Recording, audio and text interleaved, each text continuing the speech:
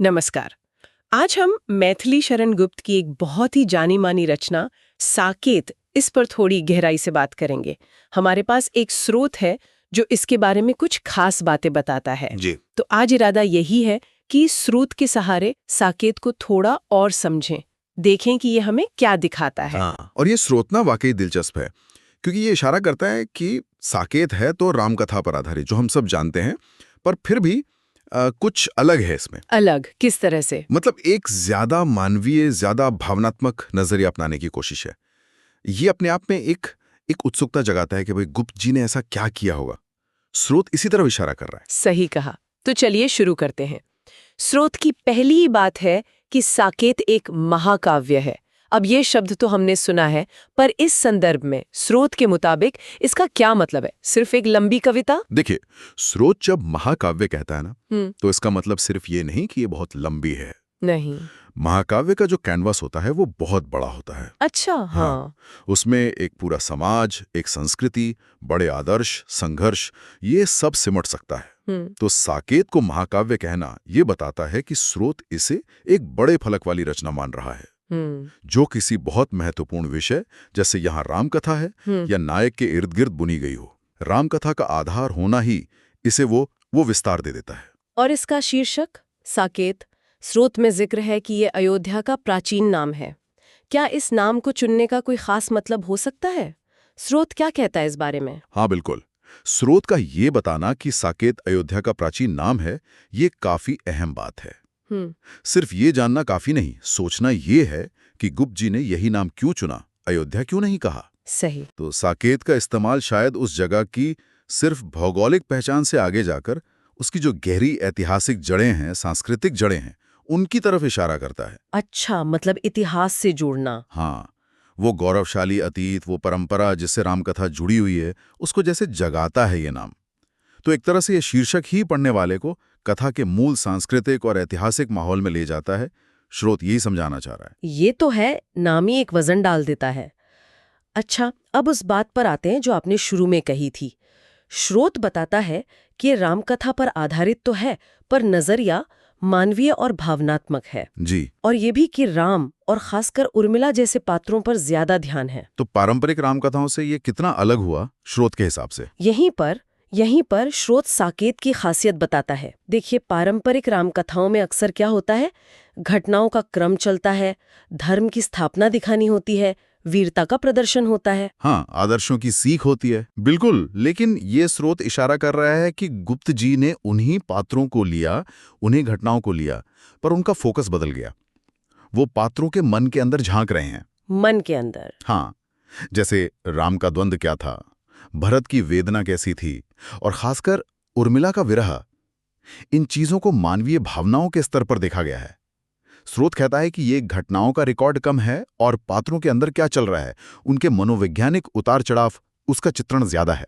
तो मतलब ये हुआ कि जो देवता जैसे या वीर किरदार हैं, उनको भी आम इंसान की तरह दिखाया गया है। उनकी भावनाएं, शायद उनकी कमजोरियां भी। हाँ, कुछ हद तक। और स्रोत जो उर्मिला का खास जिक्र करता है वो बहुत महत्वपूर्ण है। क्यों? उर्मिला पर इतना जोर क्यों?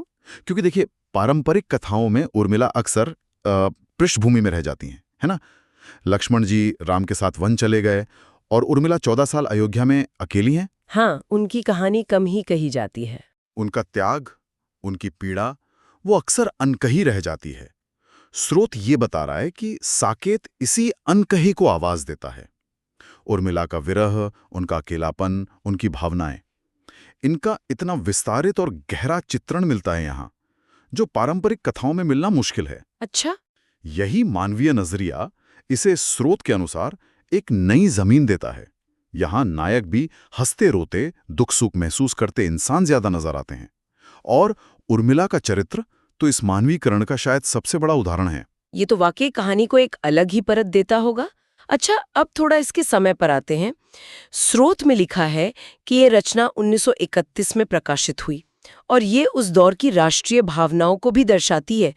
भारत में तब राष्ट्रवाद जोरों पर था। जी। इसका क्या मतलब निकालें?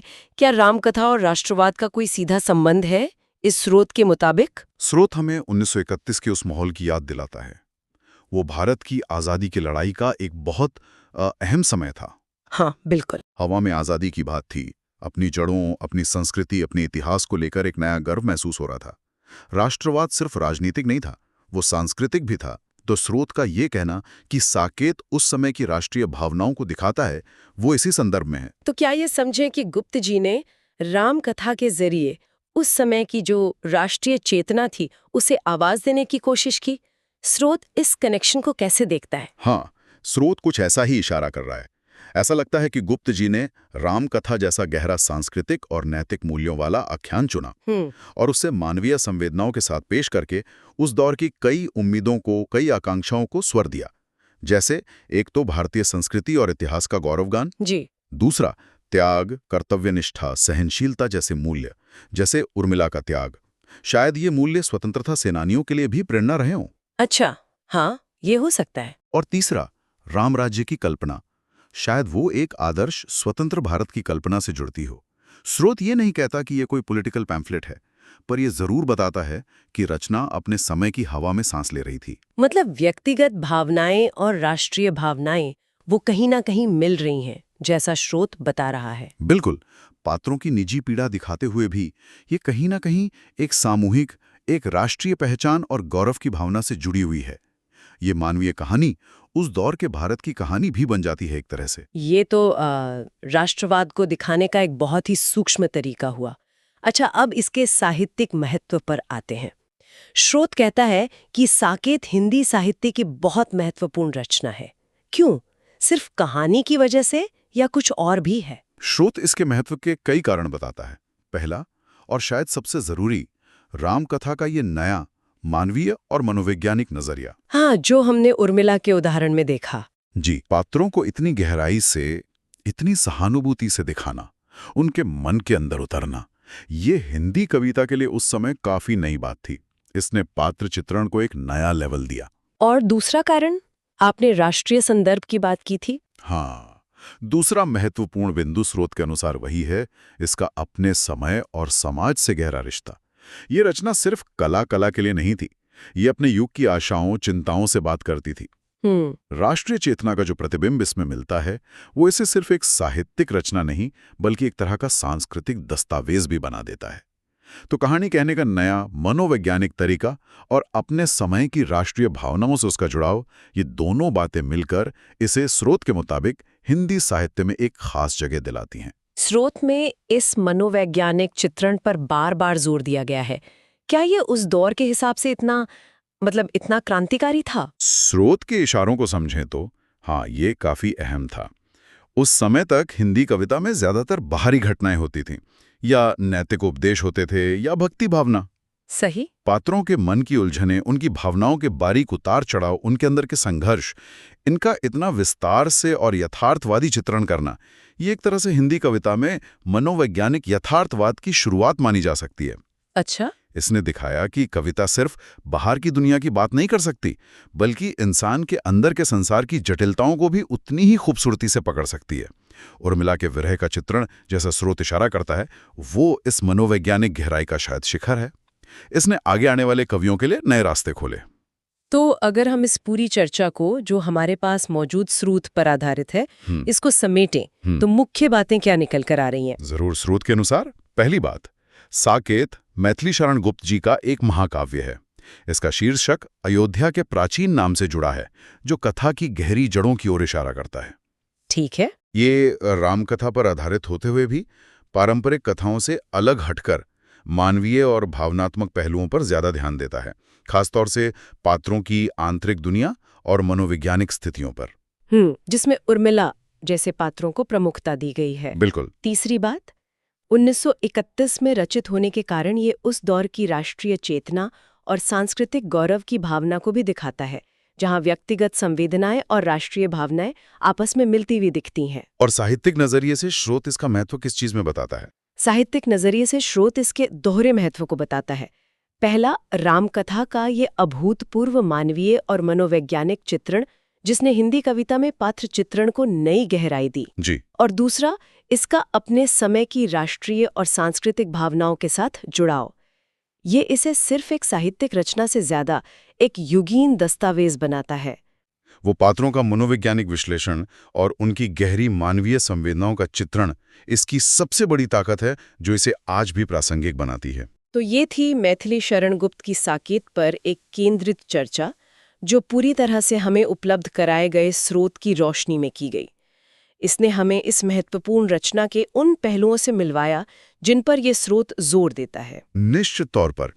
और ये चर्चा ये भी दिखाती है कि कैसे साहित्य पुरानी जानी पहचानी कहानियों को भी बिल्कुल नए ढंग से कह सकता है। गुप्त जी ने रामकथा को सिर्फ दोहराया नहीं, बल्कि उसे एक नई भावनात्मक गहराई दी, एक नया मनोवैज्ञानिक आयाम दिया जो आज भी हमें छूता है। ये स्रोत हमें यही समझने में मदद करता है कि कैसे परिचित चीजों में ही नवीनता खोजी जा सकती है। बिल्कुल, ये वाकई सोचने वाली बात है कि एक रचना अपने समय के साथ कितनी गहराई से जुड़ी हो सकती है और फिर भी समय से आगे निकल जाती है। और यही से एक और विचार आता है मन में जो स्रोत की बातों से ही जुड़ा है।